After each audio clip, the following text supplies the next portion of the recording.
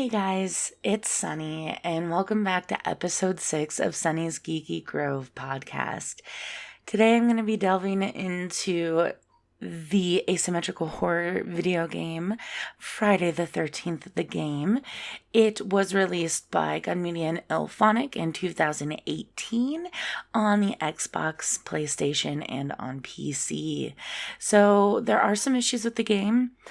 But let's start with the good, because I feel like I have a lot more good to say about it as far as myself than the bad. So basically, the gist of the game is it is asymmetrical, like I said. You play either as Jason, a team of one, or you can play on the counselor side, and it can be 1 to 6 people. And it's a lot of fun. So you basically, if you have a full lobby, there's 8 of you in there, 1 person will be Jason. You can set your preference to be either more often Jason or more often a counselor, or hey, let fate decide. I usually always have mine set as counselor. I prefer it. I am awful at Jason. I feel like it's just more difficult. I have way more fun playing as a counselor than I do as Jason. And for those of you who don't know, Friday the 13th is a horror franchise that started in the 80s. The 80s. The 70s, maybe.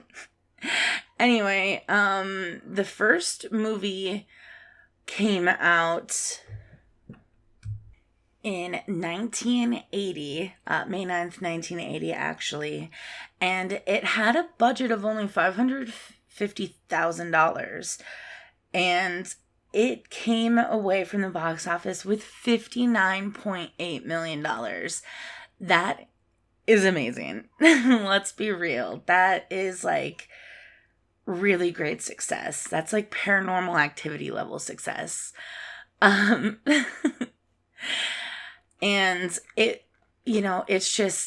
one of those horror movies that basically set up this entire franchise that became a mockery of itself, but it had its moments, it had its good kills, its good tropes that it introduced, and it added to the horror genre as a whole different elements that you still see in movies today. I'm not going to get into that. I'm going to focus on the game, but basically this game encompasses all of them. It has counselors from different movies, like it has Fox, and it has counselors that it kind of embody just general people like Chad and Jenny and AJ, and they're not specifically from a movies, but it feels like them.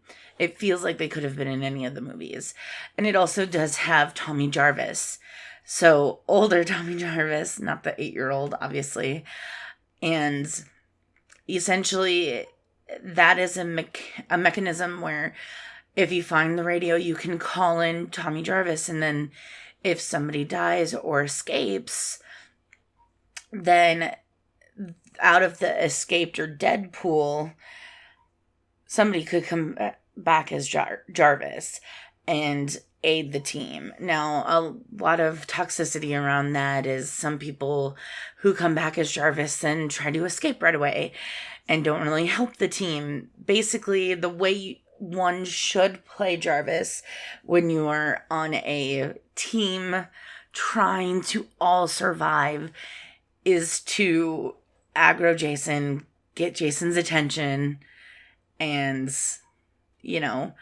try and make it so that the other counselors had the opportunity to find the other missing parts to the car, or the fuse for the phone box to call the police, or, escape on the boat, something like that. But there's, there's always that possibility that someone's going to be salty and just take the boat by themselves and not help. Or drive a car and team kill. So that's also a thing. But it is a lot of fun. It's fun. It has that spooky horror element where all of a sudden you hear his music starting to amp up, and you're like, oh no, where is he? Where is he? And then I was streaming it the other day, and I was playing, and I always play as Deborah. And as you can see, Deborah's wearing the bunny suit. The best $1.99 I've ever spent was to get the Halloween costumes.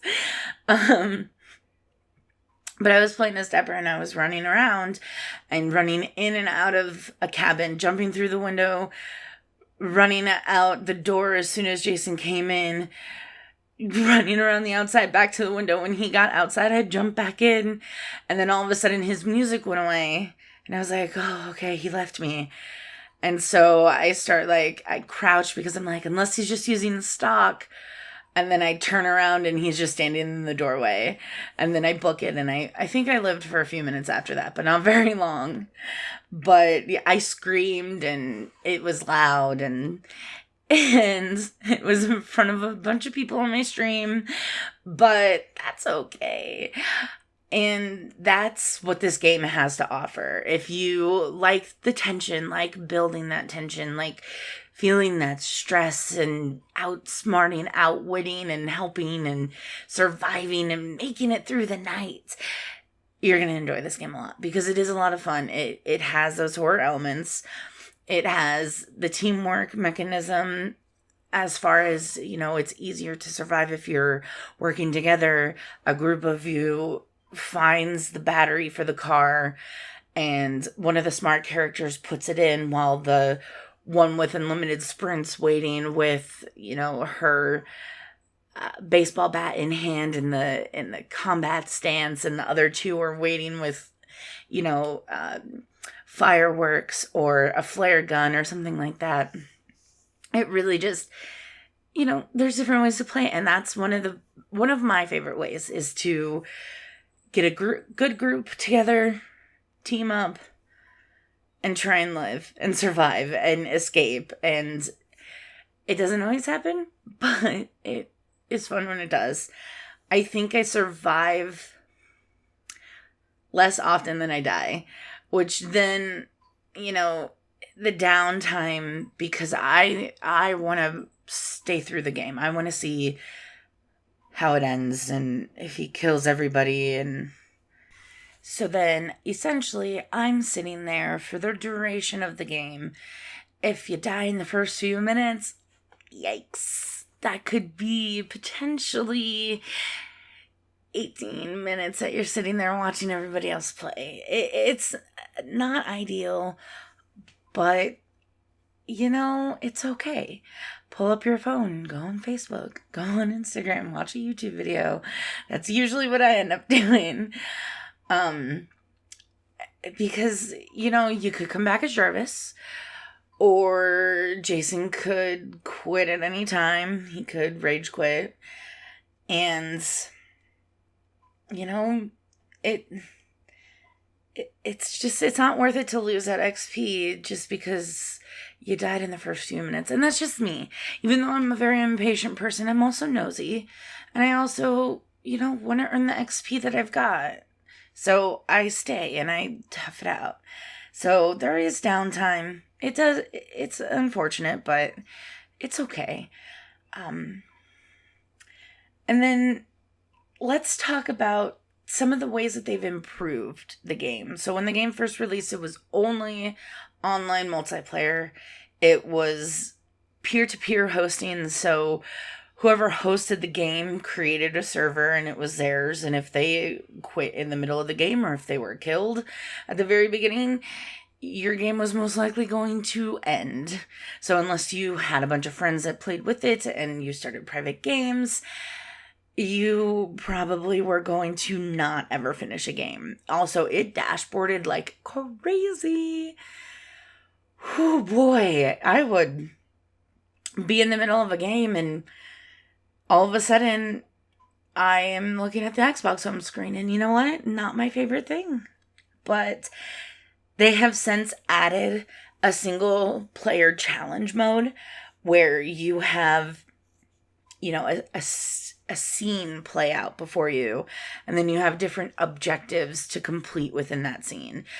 3 or 4 per chapter, if you will, and varying levels of difficulty on how to complete those without, a survivor escaping, or without, the cops getting called on you or something like that.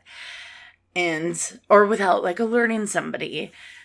So those are a lot of fun. I haven't done all of them. I've done a few. They weren't why I bought the game. I bought the game knowing that there was probably never, ever going to be a single player. They talked about it, but I never really trust that type of stuff where it's like, oh, we're going to do this in the future. I don't buy a game based on what it will be in the future. I buy it based on what it is now. So when I purchased it, it was multiplayer only, and that was that. That's all I was going to get, and I was fine with that. So I paid the $40. And now we have dedicated servers. So they are Friday the 13th servers. And they're hosted on there. If, the host, in quotes, quits the game doesn't end, because they were just the lobby leader. They didn't actually host the game, which is great. Obviously, if Jason quits the game's going to end, but you're going to essentially have survived the night, unless you died or escaped, which case you would also survive the night. And it does have the DLC of the swimsuits and the Halloween costumes. I don't think those are available anymore because of the lawsuit. Even though the lawsuit has been resolved, I don't think that IllFonic and Gun Media put it back up on the marketplace. So I don't think those are options, but that's okay. They're just aesthetic. They don't do anything. And they did end up adding multiple counselors throughout the time. I think when it first started, there were 7. There were 6.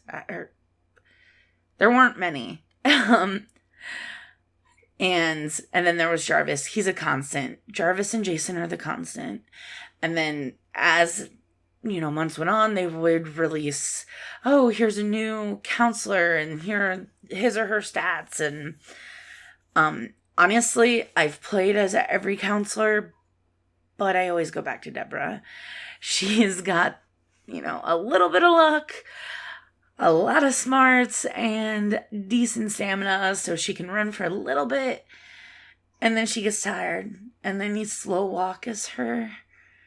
And she's just my favorite. I love Deborah. I will always love Deborah. Deborah and Tommy OTP. So you can still buy it.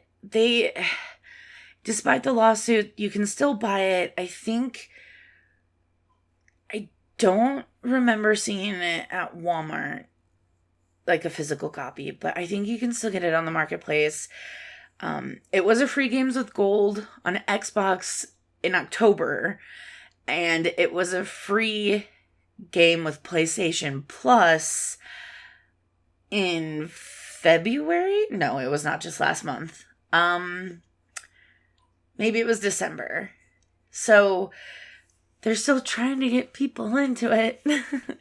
There's still a fairly large player base, even if, you're having maybe some internet issues. There's still a fairly large player base, so it's not too terribly hard to find a game. You might have repeated players, but that's okay. See how that goes. And see if you hate each other at the end of it. I'd be interested to know. But I do highly recommend it if you're a fan of horror movies, if you're a fan of asymmetrical type games. There's many different ways that you can play it. You can team up and try and kill Jason. There is a way to do it. I am not going to tell you because it's convoluted, and Google a walkthrough. You can play all on your own. I'm going to find the battery and the gas and the keys, and I'm going to take the 4-seater car and be a jerk and just drive off and ruin the 4-seater and be all on my own and all for me. That's fine. People do that all the time. People also do that with the boat. where it's also a 2-seater, but they do that all the time. And they take with them, like, the phone fuse or the other set of keys or something like that, the battery, which is a dick move, but people do it, and that is your choice. You are a free agent. So if you're interested in that, I recommend it. The gameplay, that was from my stream. If you want to, you can follow me on Twitch at Sunny's Geeky Grove. If you want to follow me on Twitter, it is Sunny Geeky Grove. And leave a thumbs up if you like this video. Thanks so much for listening. Hit that subscribe button and ring the bell if you want to get notified whenever I upload. I try and upload every Tuesday at 4 p.m. Eastern Standard Time. And 1 or 2 videos throughout the week. I have recently started a creepypasta narration, which will go out on Friday. And keep an eye out for that. Thanks so much for checking in. I will see y'all later.